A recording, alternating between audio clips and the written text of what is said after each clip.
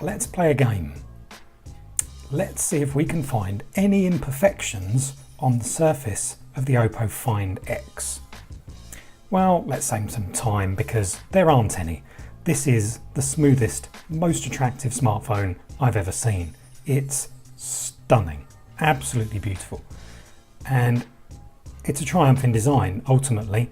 There's no fingerprint sensors, there's no camera lenses, there's no funny, garish designs added by an over-enthusiastic designer. It's perfect. Is it though? Design isn't everything.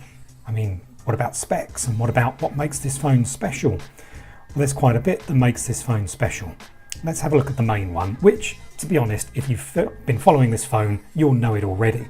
It has a motorized camera at the top, and that's because there's no cameras on the outside. So let's get this started. It actually has face recognition too, so when you slide up the screen, the camera appears at the top there and looks at your face. Let's open that again, and you can see here the camera array inside that pretty cool motorized sensor. There's two lenses at the top here, a 16 megapixel and a 20 megapixel. Oddly, they both have the same aperture, which is unusual for this sort of camera. However, that doesn't stop it being a good performer. We've been really impressed with the pictures that it's taken. Around the front is a very nice selfie camera. This is 25 megapixels.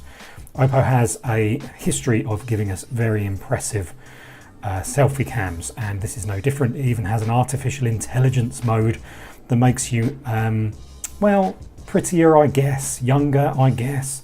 Who doesn't want that, right? But it does change you visually and is quite enthusiastic in the changes that it makes.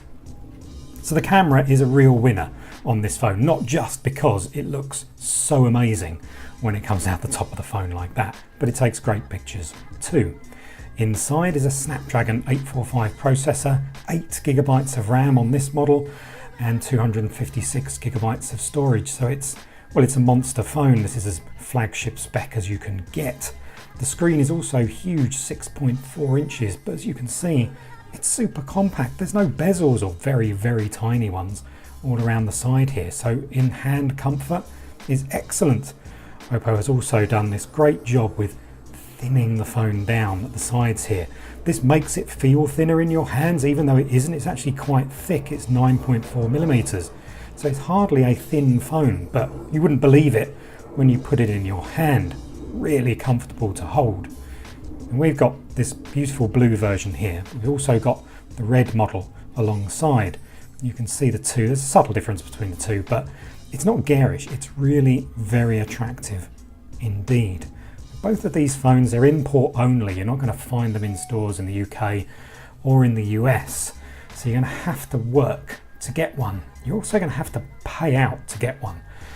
Oppo have given this a price of £1,000 or €1,000 at launch. You can find it for a little bit less online, but still that's a massive amount of money to pay, no matter how good looking the phone is. The other compromises you're going to have to make, well, it could come with durability. There's no waterproofing for a start, and that's partly because of this camera module at the top, because it pops out of the phone, and if it gets wet, obviously water is going to quickly disappear inside the phone. You don't want that. There's also been reports of the phone bending very easily. This is made of glass and it has an aluminium chassis, and although we're not going to bend it like some other people have, there's definite flex even if you try a little bit. All phones do it to a certain extent, but we're not going to risk breaking this beautiful device just to see how easily it does break. But a case and plenty of care is going to be recommended if you decide to buy the Find X. What else do you need to know? Well, it has some quirks. The Find X runs Android 8.1 in this case, and it comes with Google Play services and Google Play Store and everything you'd expect installed, despite being an import phone. But it uses Oppo's Color OS user interface over the top, and it's quite a drastic change from stock Android that you might find on a Pixel phone. As you can see, all your apps are spread across multiple home screens. There's no app drawer.